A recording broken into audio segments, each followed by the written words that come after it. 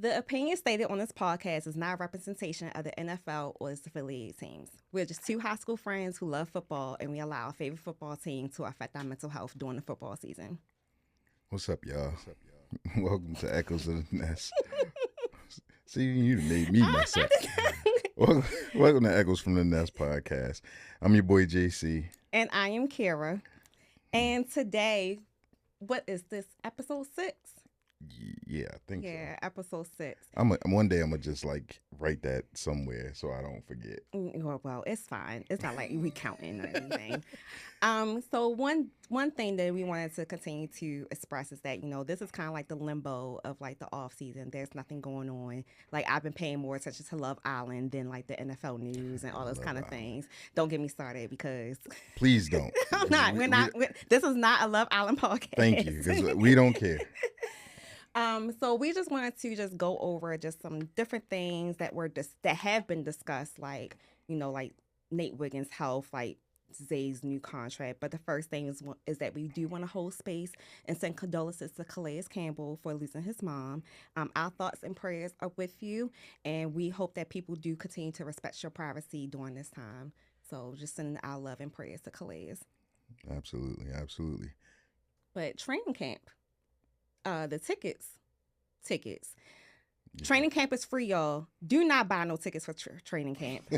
Please. Yeah, these scammers is out here. They are outside, okay? Young Miami song is popular, so the scammers are scamming. Oh, my gosh. But they go out to the PSL owners at 9 a.m. tomorrow. Yep, 9 a.m. The PSL owners get first dibs on the, again, air quote, tickets. Mm-hmm. But me and you talked about this. You was looking at it, and they made some crazy changes. Changes. So, for example, last year, we went to training camp, and it was like, 4 of us? Yeah. And you only needed a ticket per vehicle, mm-hmm. which would have worked because I have a Palisade now, so I could fit 7 people in there. But now it is a ticket per person. And I'm like, what? I wonder what made them change it. Like, I don't know, and they put a cap on it, so it's only. Oh yeah, you can only get 4 tickets. Each PSO owner can only get 4 tickets. So. Yikes! Wow. Yeah, so that's going to be very interesting. And then you're supposed to be going to one stop, and then a shuttle will take you over to training camp. Yeah, from Owens Mills, they're gonna pick you up from Owens Mills and shuttle you over. Yeah, no, thank you. But I wonder, like, to me, like, how. I don't know what the problem was with the parking situation, or maybe there's are they more, doing construction? Yeah, right I was about to say maybe there's some more renovations. Like, because why are you stopping the cars from coming in? But I don't know, something happened that made them change it. I wanted somebody try to pull up on one of the players at the last training camp. I wouldn't be surprised. Yeah, because they do park right there too. Yeah, right. They are all parked out front. So yeah. But we'll see. JC's going to try to get tickets. I said, if I end up going, I'll go. Try. I'm getting tickets. I will be there. Anybody want to see me or talk to me about some of our hot takes or any opinion on what we're doing here, come holler at me. I'll be there. Yeah. Hopefully, we can start getting some media credentials. Yeah, that'd be nice. We manifesting that. Absolutely. Listen, everything is going to come into fruition. I mean, before we even get deep into this, shout out to y'all that helped us out on TikTok, man. Last show we were like trying to get over that 1K mark, and now we're well over it. Appreciate everybody that's joined and followed us on TikTok. Yeah, we appreciate it. And just make sure you still add those follows on Instagram. And now we have a Facebook page and Threads and Twitter. Yeah, X. Twitter. Anyway. So the first thing we want to talk about is Nate Wiggins' health. So Nate Wiggins came out and said that he has not been playing at 100% since high school. Right. That's crazy. That's crazy work because even with that, he's still good. Yeah, he did a decent job throughout college, obviously still making himself a very marketable prospect to get drafted. Mm-hmm. He's done well with us thus far. I know me and you briefly spoke about this, and I was saying that he's a better press corner, which, allows him to get up in the defender's face. Maybe not always being in tight press, but sometimes just a couple yards off of the ball or off of the receiver makes him his best because he got that makeup speed. He can get back into play. When they play him 10, 15 yards off the ball, everybody just throw it underneath him and let him come up there and try to make a tackle, which led to his numbers. Like I made sure that we was looking at some of his numbers, and I think he gave up 73%, and that's on targets towards him. So that means 73% of the time the ball was caught. However, a lot of that was because we played soft coverage. So it goes back to what was said a few weeks ago. Like maybe we weren't playing to everybody's strengths. Nate Wiggins is a press corner. Why are we not pressing? That's a question for Zach Orr. But you know, we're gonna leave that alone. And so his overall PFF grade. So what's PFF? So PFF is Player Football Focus. That is a group. I can tell you that there's a lot of guys who love football that do not like PFF because they feel like the numbers can be skewed, and they can be sometimes, but in totality, the story is being told about what the person can do.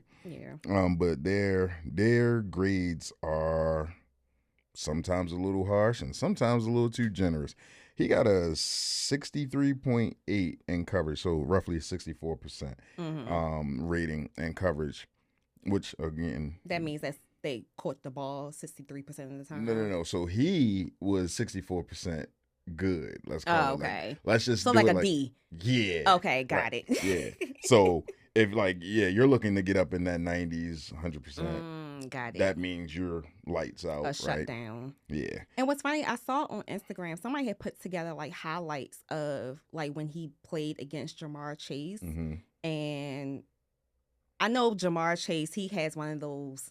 He's like that one season when Odell had like 250 yards on us when we played the Giants. Like he'll have one good game, but just because you have a good game doesn't mean you want to come home with a W. So yeah, and it's one of those situations where I think we look at Jamar Chase and they use almost the basketball context with him. And what I mean by that is when guys went against Michael Jordan, they'd be like, okay, Michael Jordan can score 40, but are you going to win? Yeah. Right? Yeah. So like when he was in the playoffs in his younger years, he was out there dropping buckets on everybody. Yeah, you dropping 40, 50, but y'all losing. Right. No one cares. Right. So it's really kind of how I feel like they started playing Jamar Chase like he going to get his. It don't matter what we do, he going to get his. He won't get no fantasy points, but he ain't going to bring on the W. Definitely get you some fantasy points. But I think that's kind of how we approached Jamar a lot was like, he going to do what he do. Right.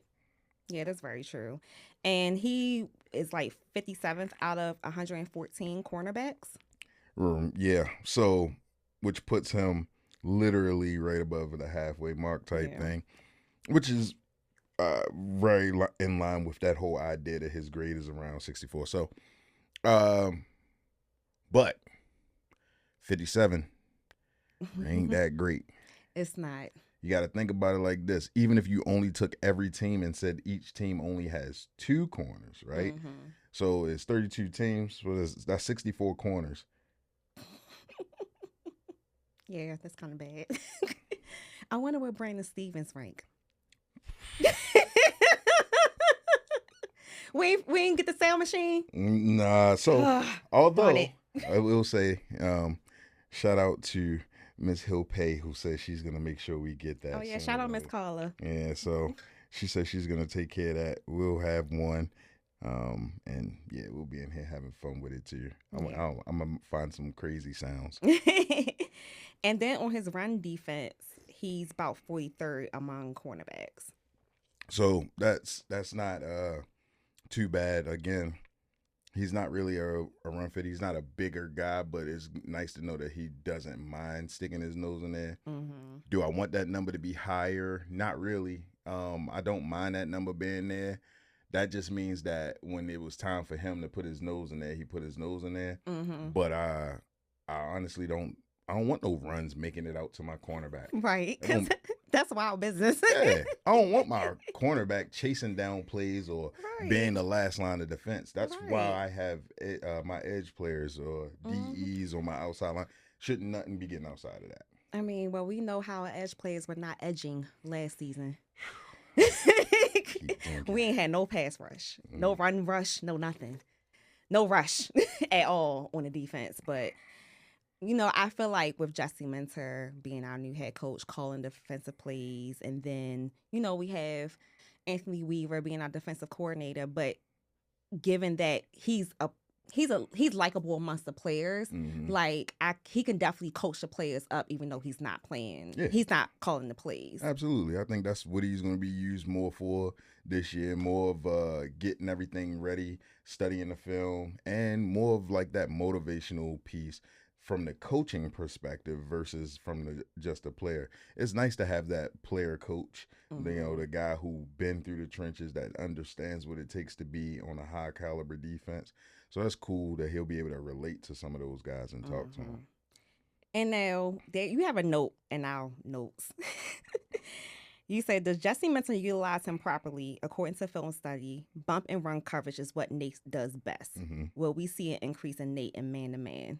What is bump and run coverage? So essentially, that means Nate is going to come up again, like I said earlier, in a press form, and he's at least going to put his hands on that receiver. Mm-hmm. Um, Whether that means he stops the receiver or not from getting out, neither here nor there. I want to see him make sure he makes contact with that person, take them out of their first step, and then let him do what he does best. He's a really, really good trail technique corner, which Mm-hmm. means he does exactly what you're supposed to do. He gets on the hip of the receiver and he tails him down and makes sure that he can make a play on the ball when the Mm-hmm. ball is in the air.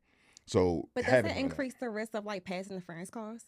So most people would say they don't like corners being that tight. So I will say this because we always bring this guy up, but I'm gonna give him this one tidbit. He Mm. was very sticky in coverage. Brandon Stevens was always near somebody. You giving him a compliment? Yeah, Oh man, I mean, is everybody okay?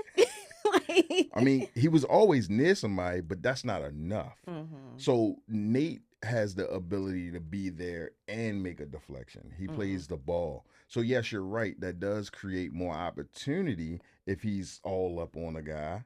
Mm-hmm. However, if your technique is good, it creates more opportunity for us offensively because he Right. might take the ball away. Right.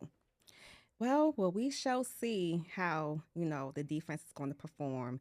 That is the one piece I feel like is still up in the air because we need to see it on the field. Right. Like I don't want to commit to supporting them as much Yeah. until I see them. What's the word? Perform on the field, Yeah. basically.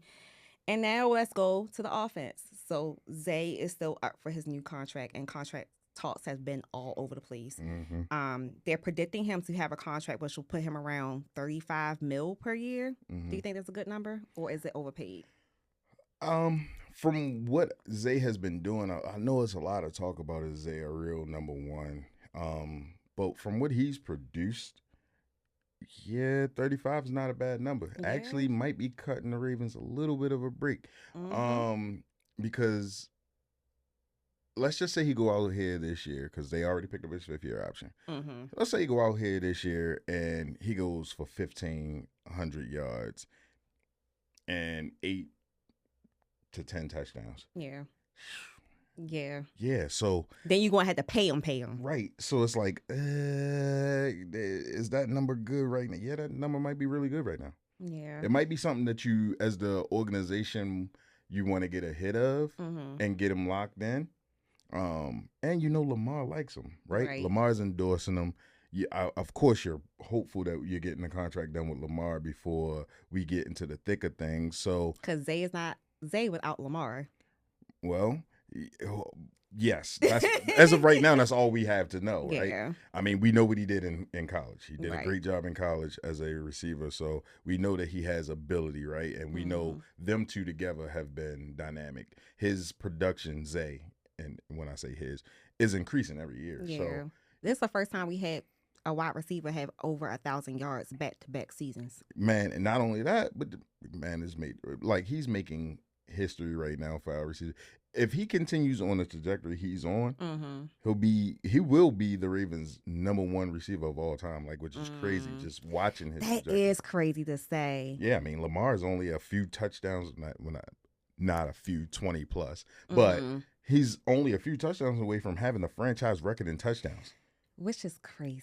Like, and then you think about the time he missed. Like, imagine if he didn't miss that time. Oh my goodness. If he didn't miss that time, man. Yeah. And even though we not going to talk about that one MVP that he got stolen from him, but but even with that, I think like one of the biggest concerns with like the wide receivers is that there's such a big variance between like Zay Flowers' production and all the wide receivers underneath of him. Right. Right. And that's I think that's what the Ravens are hoping to end.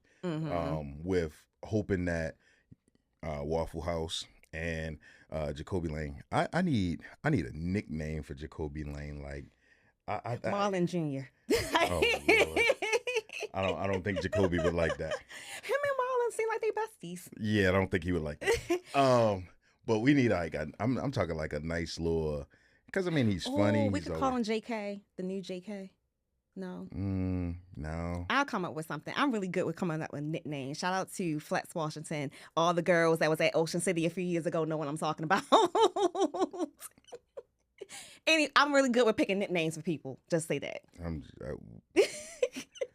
Flat it.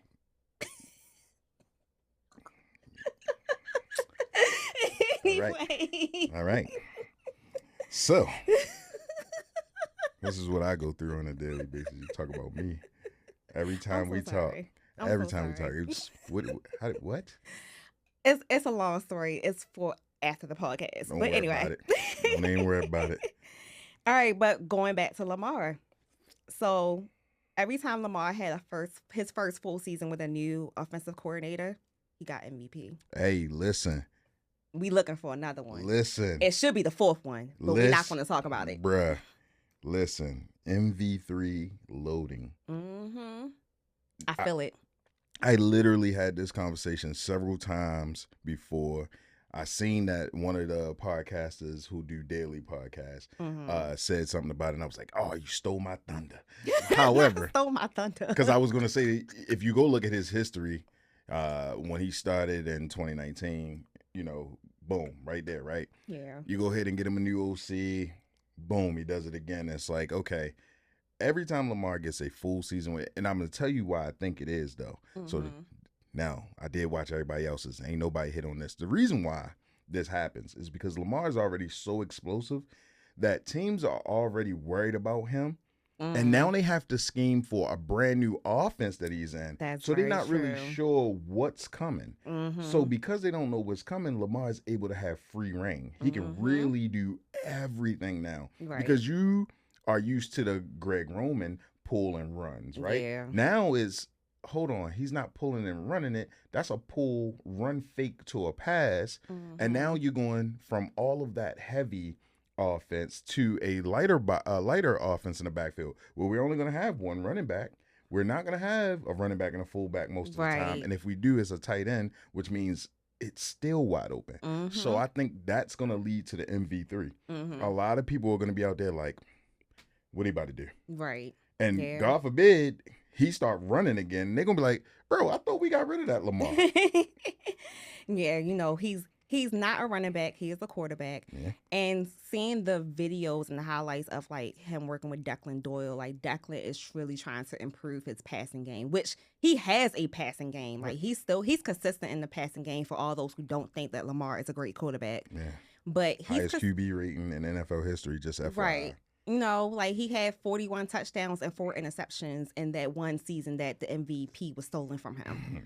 But it's just like, I can see like how he's trying to show Lamar like the different mechanics that comes with like this new era of being a quarterback. Yeah, I agree. I think that Declan is really going to usher in some good stuff for Lamar. Again, I said this before, the personnel is a lot different now. It's going to be more 2 tight end and 1 running back. So 21 personnel, so 2 tight end, 1 running back, or you might see a lot of something that is not usual, but 3 tight ends on the field. But it'll be a lot more opportunity to spread it out where we'll have more receivers on the field. Right. Which means Lamar has a better chance to do RPO stuff, which is run Mm-hmm. pass options. He may fake. Thank you for explaining that. He may be able to get a play that's 3 plays in one. Right. Right? Declan may draw some stuff up that's 3 plays in one. It has Mm-hmm. a run, a quarterback keep, and a pass option. And it may all look the same, which is something that I love when an offensive coordinator can make seamless plays that look just alike, but none of them are the same. Mm-hmm. Amazing. Yeah. And one of the things that helps Lamar be consistent is a great offensive line. Yeah. So we have some concerns at the center. Okay. So right now we have solidified our left tackle, Ronnie Stanley. Yep. Our left guard, John Simpson. Correct. Our right guard, Vega Ione. You is on this one. Look at me. And our right tackle, Roger Rosengartner. Yeah. So we haven't really found a replacement for Linderbaum. Not he got yet. paid, what, $89 million by the Raiders? Yeah.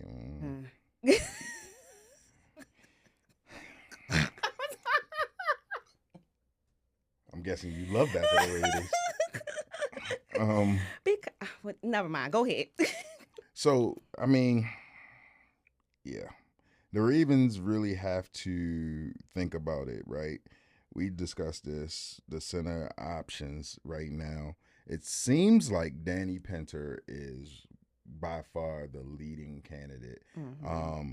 Of course, we haven't seen anything in pads, right? Mm-hmm. He hasn't actually had to block against our defensive front or anybody's defensive front this season. And so, I mean, it's kind of hard to say. Mm-hmm. Out of the guys that they're looking at, he has the most experience. Got it. Right. So, I mean, by far the most experience out of all of the other guys. And by all the other guys, we're talking about 2 rookies. Mm-hmm. One was undrafted. One was a 7th-round pick. Was it Berenstein? Evan Berenstein. I'm gonna call him Berenstain Bears. Just so I can rub my butt. He went to Northwest. He played right guard, but he was a 7th-round pick. Mm-hmm. He played guard, right? Yeah. Most of his career he played right guard, and we're talking about he has some center ability. Yeah. I'm not sure that they're gonna make that move. Then you're gonna have to go with Javon Gwynn, who was in Atlanta with our new offensive line coach, but not a lot of experience there, right? Yeah, he ain't played no snaps at center. Yeah. Oh no. Not you taking phone calls. I'm not taking phone calls. I forgot to put my phone on Do Not Disturb. I'm so sorry, y'all. Edit. But Gwen played 11 snaps, but none of them was at center. Okay. So, again, does that even work? Yeah. We know Danny Pinter played 139 snaps, right? Only one sack allowed, 1 quarterback hit, and allowed only 5 total pressures in those 139 snaps. Not all 139 was played at center, but that's actually at least some football play, right? Right. Not really what we're looking for, and the fact that it's still not a lot of time played, right? Yeah. He didn't really play football yet. And then Corey Bullock, who's on the roster, who's played for, been on our roster. We know that he has snapped the ball to Lamar and has done some stuff. He's an interesting look. I'm not sure why he's not currently slated as the number 1 option. Do you think it might be like an issue with him? Like maybe just the experience. Yeah. Right? I mean, I think he'll have a chance to fight for it. I think that Danny can go out there and make some plays and probably make some mistakes, and they go, hold on, Corey, go ahead and right, see what you got. Because don't stress us out. Yeah, I think that's going to be what we're looking at. So right now, it sounds like Danny Pinter is shooting for that that number 1 slot. But don't rule out the Ravens trading for a center. That's very true. Yeah. I think BaltimoreRavens.com had like a list of different free agents that were have not been picked up yet. The only one I liked was Ryan Bates because he was the only one that didn't have any injury concerns. Like a lot of the centers that are free agents currently have not either played a lot last season or they were released early in the season and stuff like that. So that's something that we definitely want to keep in mind, especially with the fact that Lamar plays under center a lot.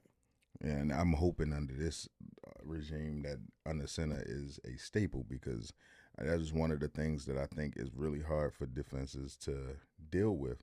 When Lamar turns his back to you and you're trying to figure out, is he keeping it or did he give it out? Right? Mm-hmm. That's tough because as an edge guy, like the Ravens were doing, sitting back waiting, you almost have to wait to figure out if Lamar got rid of the ball or not because you don't want to get flagged for Mm-hmm. unnecessary roughness or anything. And you also don't want to get burnt by him pulling out and just taking off. Right. So you kind of have to get yourself set and kind of look back and see, what is he doing? Is he Yeah. going somewhere? Is he staying still? What's up? Um, so I do think that that center is going to be a major, major piece to figuring Mm-hmm. out how good this offensive line can be. Yeah. I know I've been reading over the last couple of days that there may be some concern about John Simpson. I'm not really worried. I know John Yeah. Simpson can, at least at minimum, I know his run blocking game is pretty good. So, Yeah. um, And if he played with us before. right, So. and if we can get the run game going, everything else kind of just works. Like Mm-hmm. you don't have to be the greatest offensive line when your run game. If you can run block, pass blocking becomes so much easier because everybody has to make sure that you're not handing the ball off, which brings in the play action game, Mm-hmm. which makes everything crazy because again, you have Lamar Jackson. Right. If they think they can just drop back and play, then Lamar's going to take off. If they turn Right. their back to Lamar, he can take off. So, Mm-hmm. Explain what play action is for the people who may not know. so a play action is essentially when the ball is snapped, Lamar can fake as if he's giving it to the running back, and Mm-hmm. then out of that turn it into a pass. So that's a play action play. We're just trying to make you believe that we're going to run the ball. Generally speaking, when offensive coordinators do it, they're trying to make the linebacker step up so they can throw the ball behind them and in the middle of the field, That makes where sense. which is normally open in the NFL because of how much they spread the field out. Right. So yeah, that's it. They're just Yeah. trying to make them linebackers step up a little bit so Lamar can put it right over top, and we go. Yeah. And there was another person that you mentioned, Nick Dawkins, who was an undrafted free agent from Penn State, and he also Yes. played center next to Ione. I like saying his name. Yes, you're absolutely correct. So Nick Dawkins, the son of Daryl Dawkins, the cousin of Brian Dawkins. So sports is in his lineage, right?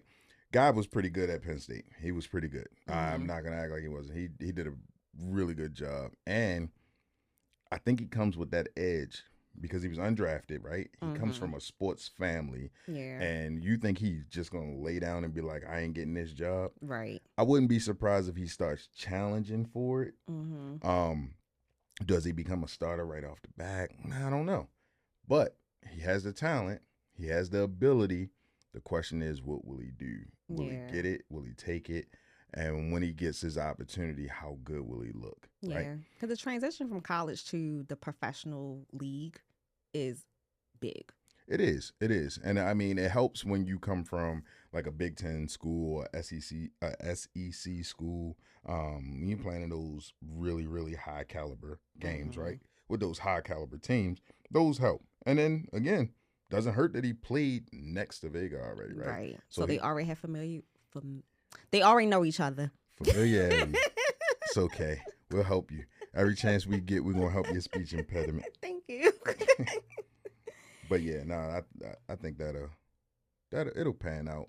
I think Nick might find his way fighting for a roster spot, which would be great. Yeah. I think that'd be great. Yeah, if we can like rotate, if we can have some depth at the O line spot, Right. that will definitely help. Heck yeah. Yeah. Heck yeah. And then we definitely want guys who are multifaceted. That's why they got some of these guys who play guard that may be able to play some, because you do want some guys who, okay, we got, let's say we only keep 9 offensive linemen, but if we keep 9 and out of the 9, 3 of them can play multiple positions, that'd be great. That would be great. Mm-hmm. You know, have some mix it up a little bit. You know, make sure, like you said, they don't know what's coming from this new offense. Right. So they don't even know how to prepare. Right. So I'm ready. All right. Well, we also did our first Instagram giveaway. Yes. So thank you to all who follow us on Instagram and participated in our giveaway to win our Ed Reed bobblehead that I made a mistake and left home. I wasn't even gonna bring that up. See, Listen, we gotta show we gotta show that we're human, okay? Hey, Like, yeah. so when we got 6 responses, Yeah. and the winner is. Oh my gosh. This my drum roll, y'all. The Trust Nez 9. I'm pretty sure I'm not saying that right. Don't worry about it. I will message you on Instagram. I was about to say, you're going to get a message. We're going to figure out how to get you your bobblehead sooner than later. Yeah, but congratulations. And congratulations. There will be other things coming soon via us, via some of our collaborations that are coming up.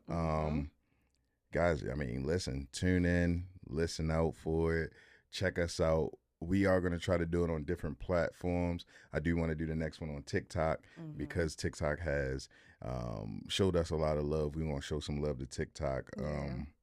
But, guys, we're going to give away some things, have some fun with you guys, and hopefully see you out there to have fun with y'all, and hopefully you enjoy everything we have for you. Yeah, and JC wore his draft hat again. Look at you. Yeah, so the draft hat... I'm not wearing it next time. I'm just letting y'all know that. Once we get into the swing of training camp, we're going back to the next flight hat because I wore it for all of the stuff that was going on with us. We're going back to the next flight hat because we're in the next flight. Why not? Just make sure you have the link this time so you can share it. Well, maybe we can get a discount code for the people. Yeah. So, yeah. I got nothing for you guys. Sorry. I am Shout out to my, my new shirt this week. Every week I'm gonna try to have a different shirt too. I'm about to start failing though. Now I'm about to start. I need some summer Raven stuff. Yeah. I'll only wear short sleeve stuff besides the hoodies. My Ravens gear for the winter. Oh, I'm ready. The fit's gonna be fitting. Okay. I got nothing for y'all in the winter. I'm gonna still be wearing a t-shirt. I even got this cute was it like a varsity jacket that I got from the spot that's in Dundalk. What's it called? Po' Boys? Is it Po' Boys? I don't know. I'll find it. How you gonna talk about me not having the information? But I can easily find it though. Like it's the Raven spot that's in Dundalk that sells gardening stuff too. Who goes to Dundalk? For some Raven stuff, I will. I ain't going to no Dundalk. But I got this cute varsity jacket. Like it got like white leather sleeves. It's fire. It's fire. Speaking of varsity jackets, they say we probably won't get them until about October, but I will wear that when we get it. I put in mine too. Yeah. I will wear that. Shoot, for the $3,700 I paid for my PSLs, I better get something. That's what they said. They said in the email like, they got feedback from the PSL owners that like they don't really do a lot of like material giveaways. Like, yes, we get the experiences like you got on the halftime show, other things. We get invited to different things, but I be wanting. Yeah, didn't you get invited to a lunch? Yes, for OTAs. It was the first OTA after we signed Derrick Henry, and that was the first time I ever seen Derrick Henry in person, and he is huge, like huge. Yeah, now he's huger. Yeah. Yeah, so I'm a pray for all the defensive linemen that gotta try to tackle him, but because it ain't happening. Yeah. Well, I mean, it is what it is. Yeah. Well, that concludes this episode. As always, we appreciate every comment, like, follow, and repost. Link with us on YouTube, Instagram, TikTok, Facebook, and Threads at Echoes from the Nest. Twitter is at Echoes Nest Pod. Listen to us on Apple Podcasts and Spotify by searching Echoes from the Nest. And we'll be back in 2 weeks, or are we skipping next one? Y'all see us. Well, we'll be back. We'll let you know when we coming. And we can't wait to see y'all in the stands for training camp. And you'll only see JC only. All right, y'all. You don't know that. She don't know that. She might be there. It'd be hot. She be finding ways to pop up and stuff that she ain't gonna be at. I do. Like, I'm going to be at the Usher Chris Brown concert on Monday, but Wait. that wasn't planned. All right, y'all. All right, y'all. Bye.